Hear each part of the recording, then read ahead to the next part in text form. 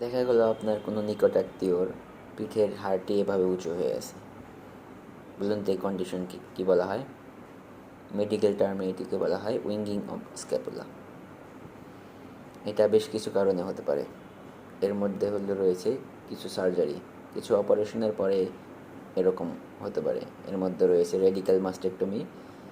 কারো যদি breast cancer হয় তখন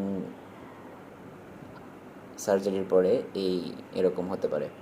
এছাড়াও lymph node biopsy from axilla, then stress during sports, viral আর post infection such as brachial neuritis. এটা মোস্ট কমন কজ হলো long thoracic nerve injury, long thoracic nerve injury, যেটা serratus অ্যান্টেরিয়রকে supply দেয়।